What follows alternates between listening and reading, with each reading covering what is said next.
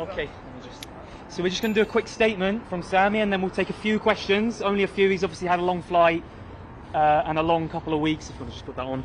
So yeah, a few questions after that. But we'll just let Sami get his mic on, and we'll have a statement from him. Thank you very much, everybody, for being here. It's good to be home. It's nice to finally be back amongst the clouds.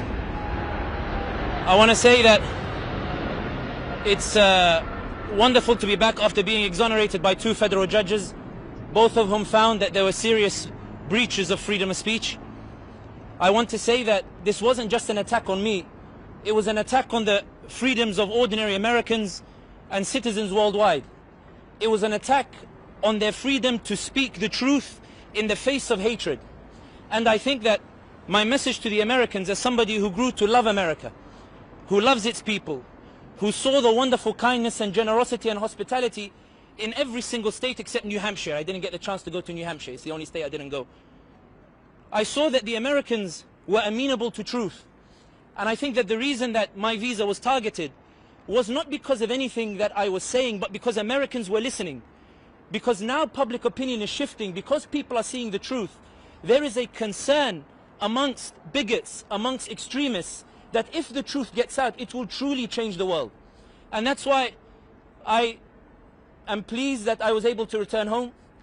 I'm pleased that the judges found that my freedom of speech rights were infringed upon. And I'm pleased that my voice is back and that the extremists will never win. They will never prevent our voices from being loud, from resonating with the world. And I want to thank everybody who showed solidarity, everybody who stood alongside me, everybody who stood alongside justice. And I want to finish on this point. I am not the story.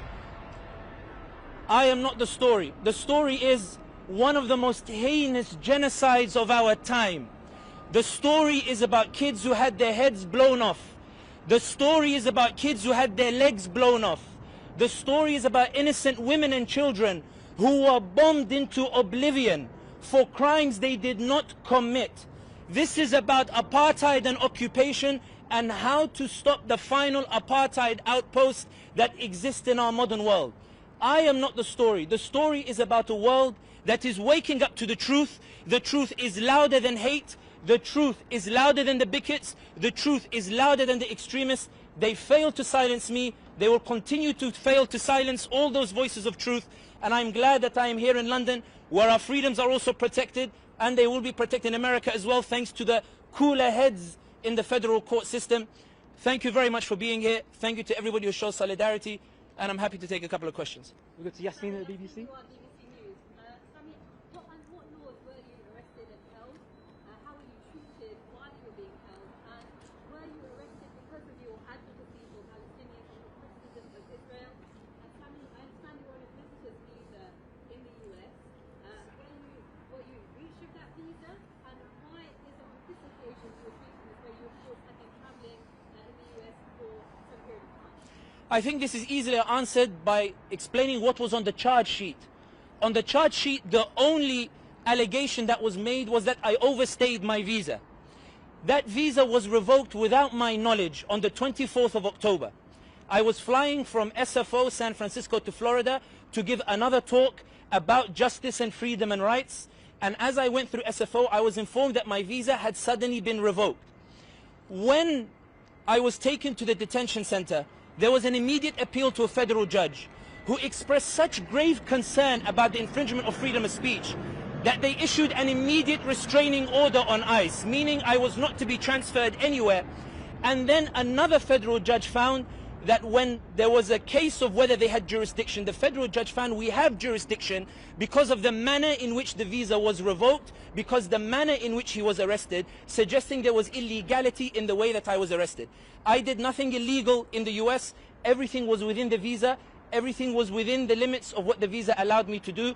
The visa was revoked because of my advocacy for Palestine. It was revoked because of my advocacy for Gaza. It was revoked because of an extremist group that decided to go to the State Department and leverage whatever influence it had to specifically target me and the Palestinian activism. It appears that calmer heads prevailed in the State Department when they realized that this was a botched job. They very swiftly came, they sat with my lawyers, They said, we don't want this to escalate, we don't want this to be a big deal, we're only doing the overstay. They didn't put any other charges in the charge sheet, and I said to them, I was supposed to be home 2nd of November, you've kept me here till 12th of November, I would like to go home because I have things to do.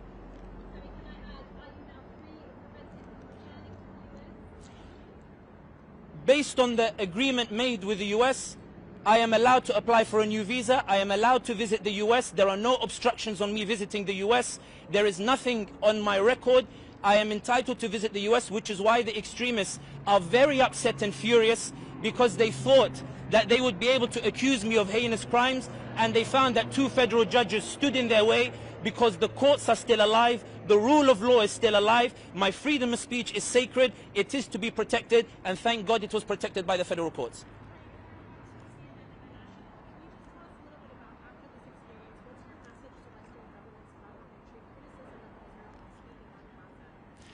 I think what is abundantly clear is that governments are recognizing the shift in public opinion that's taking place. You're from CNN from the US, you will note there are candidates running for the midterm elections who are openly saying they will no longer take AIPAC money.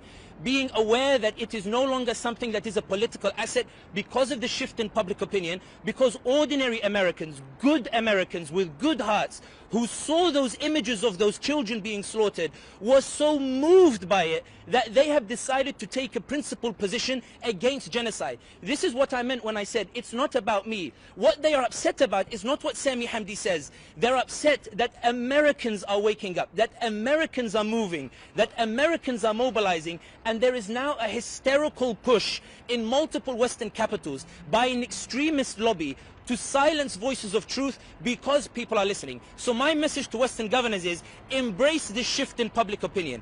Embrace that truth and channel that into a victory like we saw with Mamdani in New York, who decided, as opposed to other candidates, not to talk about Israel or what's gone, but to talk about New York itself. America first, not Israel first. Britain first, not Israel first. That's my message to the Western governments.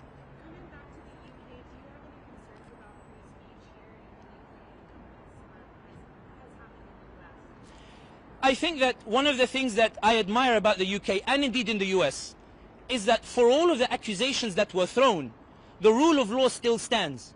Twice they went to the federal courts in the US to try to push an accusation, and twice the federal court said it is unsubstantiated.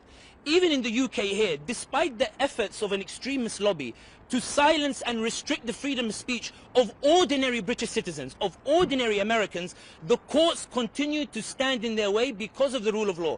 I have faith in the rule of law. I had faith in the federal judges. I had faith in the court system, and my faith was rewarded. I am exonerated, and I'm here in London, and I'm hoping to play 7-a-side football on Sunday. Maybe take one more question, perhaps. Is there anyone? Will you be taking legal action against your supporters? I am considering it, thinking about it, discussing with the lawyers.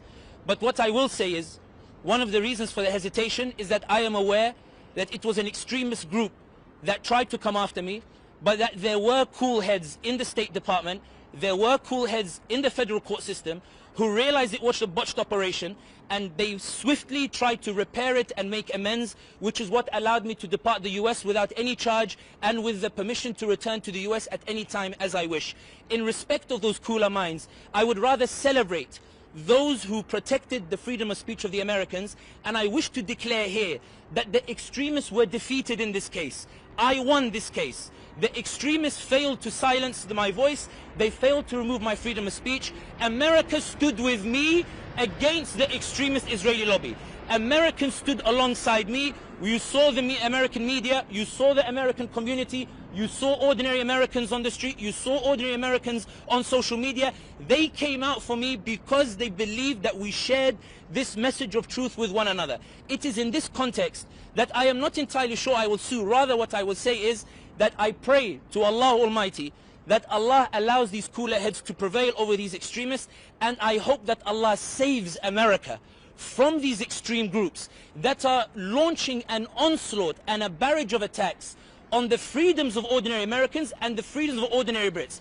I and the American citizens and the British citizens stand together against hatred, stand together against extremism, and I know that the Americans don't stand with the extremists, they stand with me, and that's why I'm before you here today. Thank you very much. I think that will conclude it there. Thank you very much. Thank you very much.